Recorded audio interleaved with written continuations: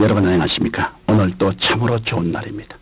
성령 충만한 하루가 되시기 바랍니다.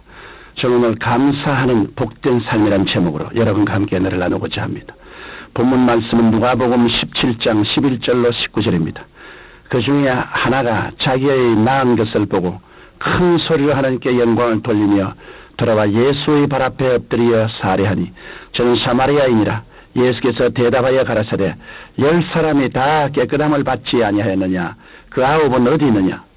하루는 예수님께서 길을 가실 때 10명의 문둥병자들이 소리를 높여 예수 선생님이여 우리를 긍휼히 여기소서 하고 외쳤습니다. 예수님께서 저들을 불쌍히 여기시고 가서 제사장에게 너희 몸을 보이라고 말씀하셨습니다. 이 말씀대로 문둥병자들이 제사장에게로 가는 도중에 그들은 모두 깨끗함을 받았습니다. 그러자 그 10명의 문둥병자 중에 오직 한 사람 사마리아 사람만이 예수께 돌아와 하나님께 감사와 영광을 돌렸습니다. 그때 예수께서 그 9은 어디 있느냐고 감사로 온 사람에게 물으셨습니다. 오늘날 우리도 9명의 문둥병자처럼 하나님의 은혜를 까맣게 잊어버리고 불평할 때가 많습니다. 그러나 진정한 감사는 하나님을 영화롭게 하고 인간관계를 윤택하게 합니다. 그러므로 우리는 먼저 은혜를 입고도 무심하지 않았는가 살펴봐야 하겠습니다. 예, 속담에 은혜는 물에 젖고 원하는 돌에 새긴다는 말이 있습니다. 이 말은 사람들이 원하는 두고 마음에 품고 있지만 은혜 바라는 것은 쉽게 잊어버린다는 뜻입니다. 가장 무관심하기 쉬운 은혜가 부모님의 은혜입니다. 우리는 부모님 설화에서 바른 은혜는 생각지 못하고 부모님이 못해준 것만 기억하고 섭섭하게 생각합니다.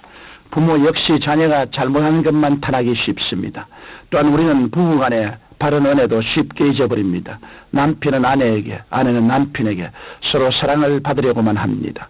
그래서 상대방의 희생과 수고를 당연지사로 생각하거나 아예 잊어버리고 불평합니다. 뿐만 아니라 우리는 스승의 은혜도 쉽게 잊어버립니다. 오늘 학생들이나 학부모들은 교사에 대하여 월급을 받고 가르치는 사람 정도로만 생각합니다.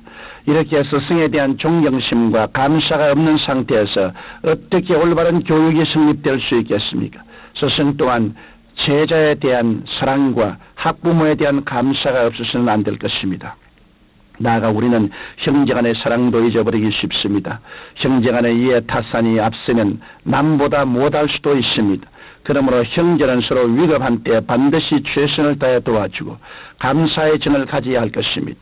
더욱 우리는 이웃의 은혜에 대해서는 거의 무관심합니다. 이웃끼리 불신하고 반목하며 선을 악으로 갚는 수가 더 많습니다. 이처럼 우리가 서로 바른 은혜를 망각하고 감사하지 않는다면 우리의 삶은 얼마나 삭막하게 되겠습니까? 그러므로 우리는 이웃에 대하여 항상 감사하며 살아가야 하겠습니다. 학식이나 지위가 별로 없는 사람도 바른 은혜를 감사하며 보답하며 산다면 참으로 훌륭한 사람일 것입니다. 그러므로 우리는 먼저 부모님의 은혜에 감사하는 사람이 되어야 합니다.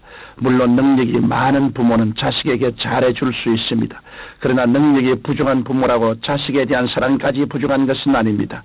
자식에 대한 부모의 사랑은 누구나 깊고 애틋하며 어느 자식에게나 같습니다. 그러므로 우리는 부모님을 섭섭하게 생각하지 말고 부모님의 은혜에 보답하며 살고자 애써야 할 것입니다. 또한 부부 사이에도 감사를 잃지 말아야 합니다.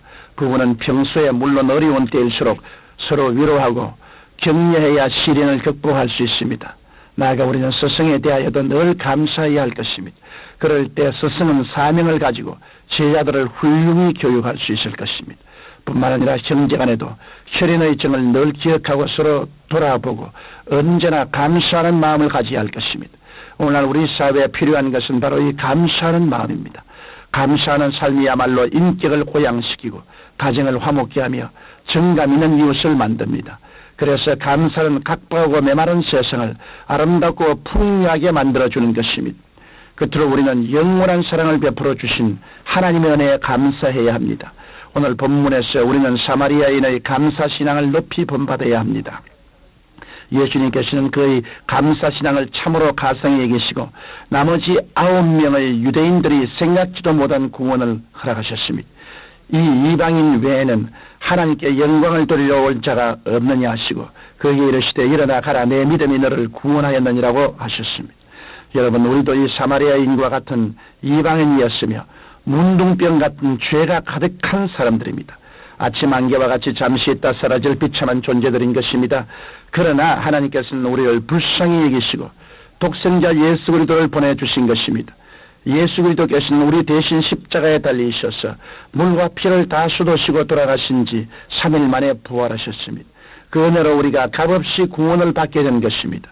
이제 더 이상 우리는 죄책과 무의미와 죽음으로 멸망받을 존재들이 아닙니다. 하나님 자녀로 거듭나서 영생 천국에 들어가는 영광스러운 존재가 된 것입니다. 이러므로 우리는 진심으로 하나님께 감사드려야 합니다. 성령 안에서 무시로 기도와 찬양으로 하나님을 영화롭게 해야 하는 것입니다. 그리고 우리의 삶 전체를 들여 하나님을 섬기며 살아가야 하는 것입니다. 사랑하는 청취자 여러분, 감사는 하나님을 가장 기쁘시게 하는 것입니다. 감사는 믿음을 재는 척도와 같습니다. 그러므로 참된 마음은 감사로 표현됩니다. 문둥병을 고침받은 사마리아인이 주님께 감사했을 때 그는 치료보다 더 귀한 구원을 선물로 받았습니다. 우리는 하나님께 늘 감사로 믿음을 고백하고 감사로 영광 돌리는 산 제물이 되어야만 겠습니다. 성경에 감사로 제사를 드리는 자가 나를 영화롭게 하나니 그 행위를 옳게 하는 자에게 내가 하나님의 구원은 보이라고 하셨습니다. 그러나 사람들은 그 누구를 불구하고 감사하는 것보다는 불평과 원망을 하는 경향이 있습니다. 사람들은 자기가 현재 처한 환경을 바라보고 불평을 말합니다. 현재 자기가 당하는 여러 가지 불리를 위해서 불평하고 원망하고 탄식합니다. 감사는 좀처럼 하지 않습니다.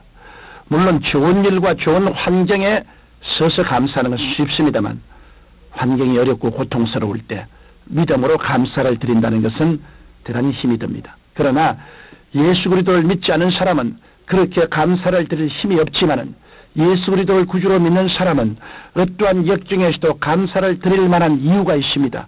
그것은 하나님께서 우리와 같이 하셔서 하나님을 사랑하는 자, 곧 그 뜻대로 부르심을 입은 자들에게는 모든 것이 합력하여 선을 이루게 만들어 주겠다고 약속하셨기 때문에 이 약속에 서서 우리는 감사할 수 있습니다.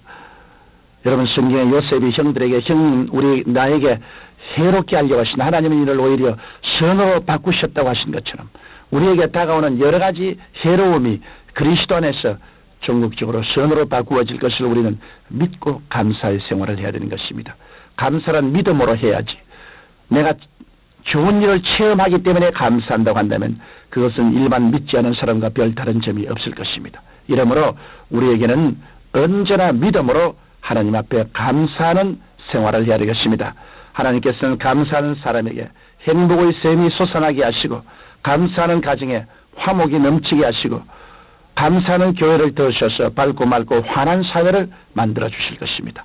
사랑하신 우리 아버지 하나님, 모두 다 감사로 넘치는 삶을 살도록 도와주옵소서.